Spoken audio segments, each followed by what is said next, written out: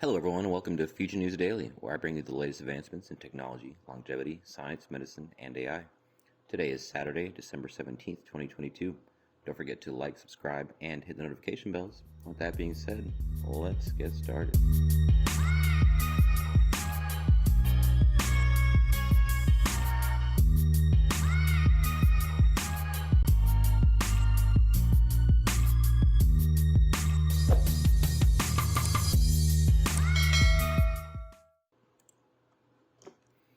So first up today, Seattle startups bring robots to coffee and pizza prep. But focusing more on the coffee here, it's a pretty familiar layout of these kind of robotics we've seen in food service. Of course, specifically going to coffee now. The company is called Artly. It is the Barista bot, the first AI barista bot. So let's read on and see what's going on. All right, starts off. Jarvis moves slowly yet meticulously from one station to another to make a cup of cappuccino. Jarvis makes the espresso, pours the milk, steams the foam, and puts it all together, topping it off with a carefully drawn foam leaf. The result is a cup of cappuccino ready to go.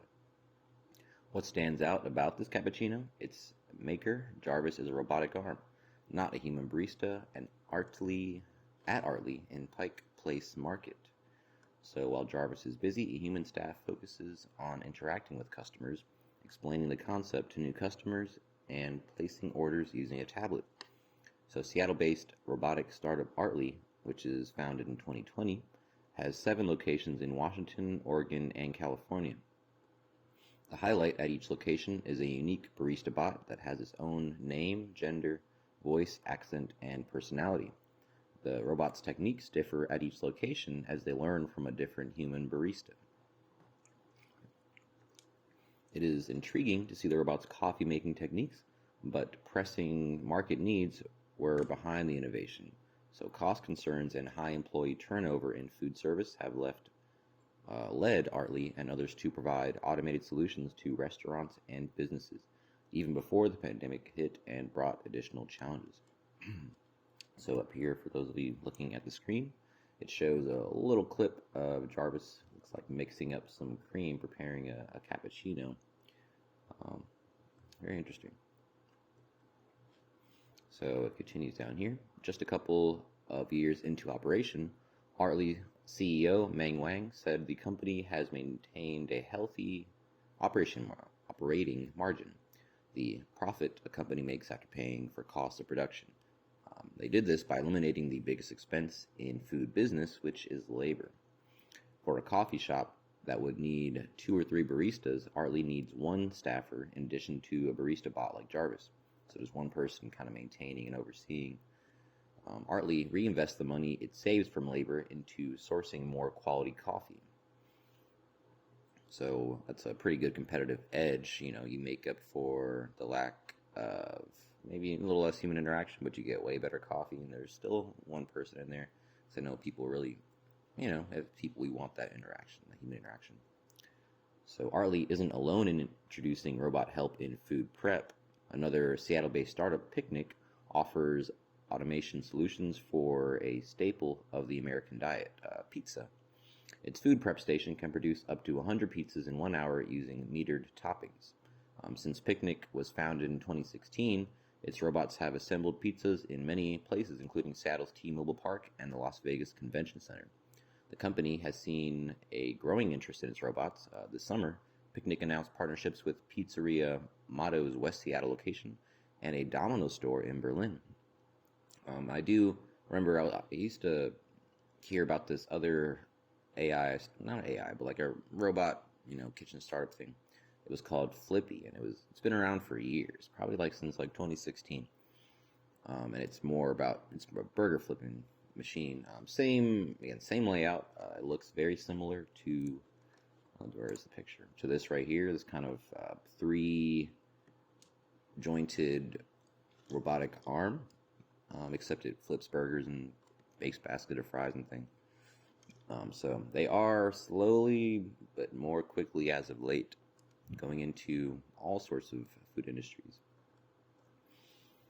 So All right, let's read a little bit more. It's kind of a long article, so I don't really need to go into the whole thing. I'm going to skip down here. So, going more into the human touch, robots can't fill in for humans in every setting.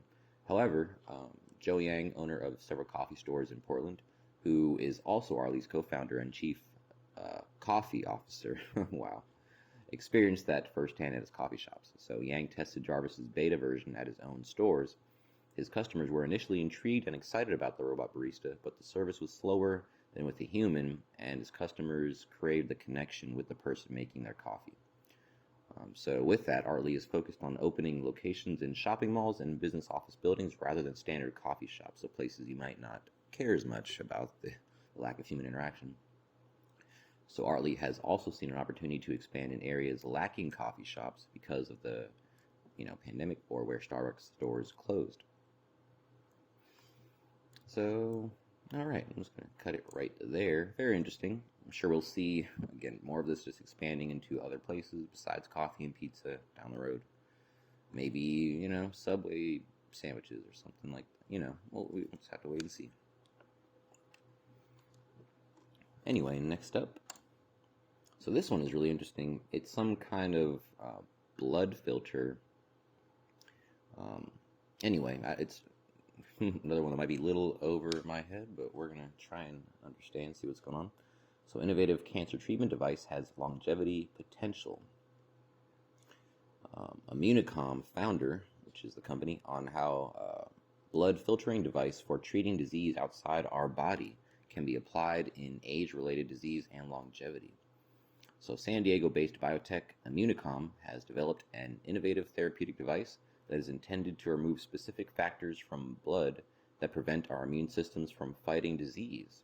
So existing therapeutic apheresis, quote-unquote, treatments usually involve modification to cells harvested from patients or some form of plasma exchange.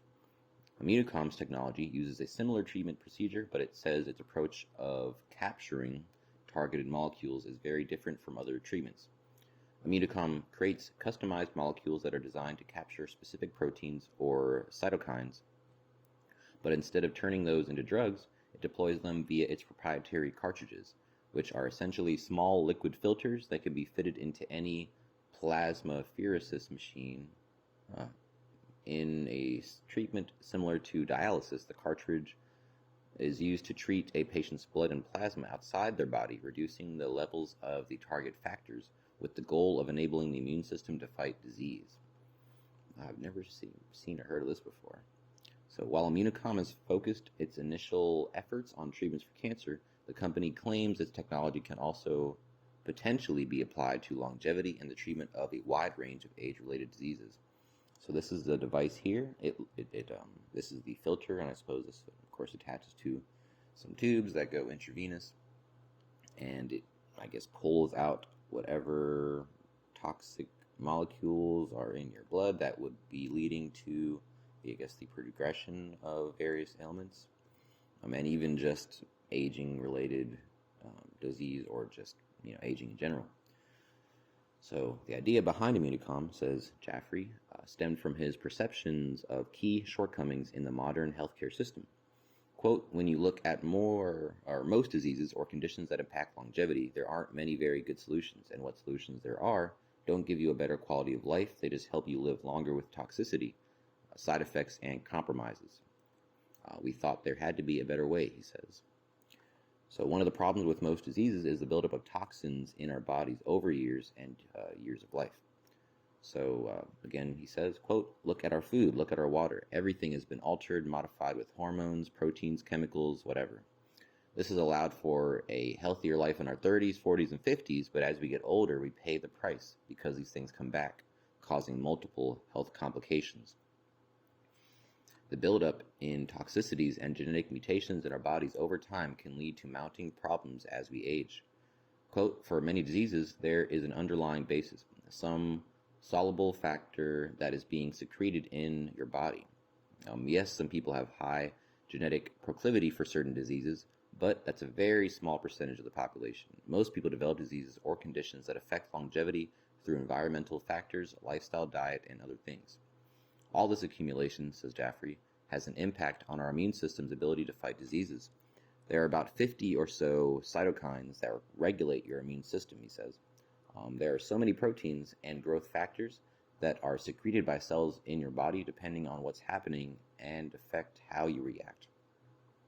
There are proteins that are secreted more as you age and that cause a loss of muscle definition, for example. As we know, what many of these things are, and they aren't inside cells. They are secreted into your circulatory system, then they go and affect your cells accordingly. But being able to identify the problem is less than half the battle. Quote, so why don't we just make some of the drugs and pills to fix this thing, right? Well, yes, you could make some antibodies probably for these factors, but as soon as you ingest an antibody or a drug or a chemical and into the body, you then have other side effects, especially when you start dealing with these immune regulating soluble factors. Their pathways are extremely complex. The immune system sees an antibody as a foreign body element and creates its own responses against it. And that's how you get toxicity. And then eventually you also start developing resistance and other side effects and things of that nature. So this leads to this led to the genesis of Imunicom. Jaffrey and his colleagues sought another way to decrease these soluble factors in our bodies without drugs or chemicals entering our systems at any point. Quote, we decided that we must not put anything artificial into the body to avoid setting off all those red flags in the immune system. Instead of doing that, what if we could just decrease the concentration of these factors that are elevated so that all the immune system sees is the level of a protein going down and nothing foreign is helping in that effort. So I see what he's saying. Removing problematic factors externally. So the company first focused on the development of the cartridge system, now being trialed at hospitals around the world. But Imunicom wanted to do more than create a new delivery system. Quote, we also designed small molecules, very small peptides that will bind and neutralize whatever the soluble target is. That could be a specific protein that's affecting muscle definition. It could be something secreted by cancer cells that is suppressing the immune system and shielding the cancer cell. It could be something that is hyperinflated and causing an autoimmune condition or gastric condition. Or it could be soluble factors that are elevated as you get older and cause degradation of your organs. End quote, also said by Jaffrey. So instead of taking its peptides and turning them into a drug, Imunicom stabilizes them in its external cartridge, which contains a proprietary matrix that allows the target factor to be removed from the plasma. Then Jaffrey says again, quote, let's say you want to capture a certain protein. So we create a peptide that is intended to target that protein and put it in that cartridge that you saw earlier. The plasma passes through the filter and we only capture that protein, nothing else. So nothing else in the blood or plasma is altered. There are potentially no blood chemistry changes, no antibody reactions. So as far as the body's concerned, the protein just started decreasing in concentration and going back to equilibrium. So building for the future and longevity. Imunicom's cartridge system is designed to be able to target up to 8 factors in a single cartridge and can also be used in sequence, potentially allowing for high customized treatments in the future. Quote, let's say your doctor does some blood work and checks your biomarkers. If the data indicates you need help on muscle definition and organ health, they can link the cartridges up in serial for those factors. You can customize the treatment and it can also be used in combination with any drug therapy. The product safety aspect is key to Imunicom's success to date, having already secured a CE mark in Europe and breakthrough device designation from the US FDA. So big hurdles there. The company's first LW-02 cartridge has been granted initial European approval for advanced refractory triple-negative breast cancer and recently received grant funding to initiate its first US-based clinical trial at the Baylor College of Medicine in Houston, Texas. Quote, we've designed this to be very safe. It's not intended to impede or compete with any drug reactions because we're not doing anything inside the body. We're not taxing any organ or system in the body. We're physically removing the target in a non-chemical, non-toxic way. So while Imunicom is likely to remain focused on cancer for the next 2 or 3 years, Jaffrey says the company is already moving forward on preclinical work on a new cartridge targeting a factor with more broad potential in a range of potential indicators, including inflammatory conditions, autoimmune disease, and other cancer types. Quote, up until now, we've been focusing on cancer patients, says Jaffrey, but our research and development product portfolio includes many other diseases and conditions that affect longevity and your quality of life. So this is really, really something here.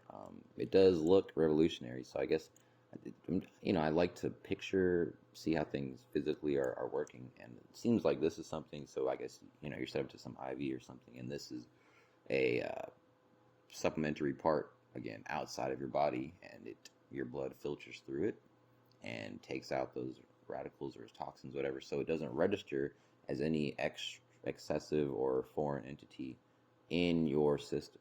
Therefore, there's nothing to reject. Your immune system isn't fighting back against the medicine that's supposed to be helping you, all these things. So, very impressive. All right, moving on. So, the new three-legged robot to transport weights and manipulate components in space. This robot is called MARM. It is an acronym, M-A-R-M. So researchers at this Italian Institute of Technology have recently realized a new prototype robotic platform for space applications. The new robot, called MARM, has 3 limbs that can be used to walk, move, grasp, and transport payload modules while self-relocating itself on the space infrastructure under a microgravity environment. This kind of reminds me of, if anyone's seen the movie, Interstellar, that AI robot, not quite, but similarities there.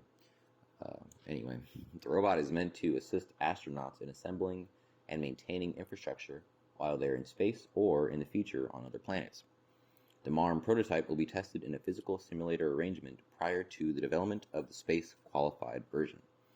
The robot was designed and manufactured by IIT in collaboration with Leonardo SPA and GMV. Robotic applications in the field of space exploration present unique environments, conditions, and opportunities for the development of new platforms. In fact, while the technologies required for robotic control, locomotion, and manipulation on Earth are quite advanced, the conditions of the orbital environment, such as microgravity, are posing new challenges to the robotics research community. Developing tools to assist astronauts in installing, inspecting, maintaining, and repairing space infrastructures is the goal of the Mirror, which is multi-arm installation robot for readying Orus and reflectors project, where the new robot has been born.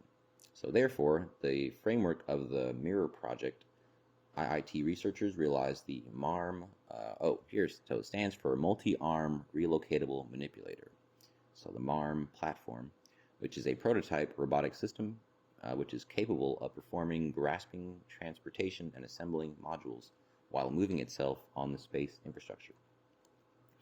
The robot was designed by manufactured by IIT's Human and Humanoid-Centered Mechatronics Lab. That's a cool name, Mechatronics. Coordinated by Nicholas Tisagarakis in collaboration with Leonardo SPA and GMV. The MARM robot represents the last generation of robots realized by Nicola's team. Therefore, his research group at IIT designed and produced also the humanoid robot Walkman, and the centaur-like robot Centauro is working on the modular and configurable robot Concert. I haven't heard of any of these. I gotta look this up real quick. I'm just gonna do a quick Google search for image Walkman robot.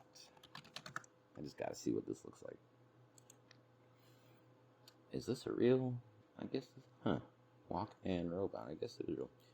Well, all right. So I'm not gonna get too distracted here. All right. So that is that article. Moving on to the last one today. Quick one here. So Chinese scientists make seemingly impossible AI breakthrough in drug research. So they achieved the impossible in developing an AI that can predict the structural changes of proteins, which is a task so complex it is thought by many biologists, including China's, I don't know why they call her this, but dubbed the goddess scientist, Yan Ning, I have no idea where that comes from, to be beyond the capabilities of machine learning. The breakthrough could speed up the preclinical drug development process, according to the researchers led by Professor Li Z. King with Westlake University School of Engineering. Part of their work was published by peer-reviewed journal Advanced Science in October. So protein molecules, the body's building blocks, are made up of long chains of amino acids. The three-dimensional structure of the chains causes reversible changes to the protein, which depends on the required biological function, and these alternative structures are referred to as conformations. Just getting to the larger article here. So I guess this is supposed to be a digital render of a protein. Can predict the complex structural changes made by protein molecules. So this potentially speeds up the development of new drugs. I suppose, not sure why, but it's kind of above my head again. Structural biologists, including China's Yan Ning, regard the task beyond the capabilities of artificial intelligence. So I'm not sure why they say this. We'll probably have to read more about this somewhere else, as they blocked off the rest of the article. So the breakthrough could speed up the preclinical drug development process, according to the researchers. Part of their work was published by a peer-reviewed journal. Yeah, so that's pretty much it. Still very promising. We'll have to read more about this in another day, because that is the last article I have for you today. Don't forget, this article is for educational purposes only. I will never recommend any investments, solicit your time or money, attempt to contact you on any other platform, or own any rights to the information within this content. With that being said, thanks for tuning in, and I will see you in the next one.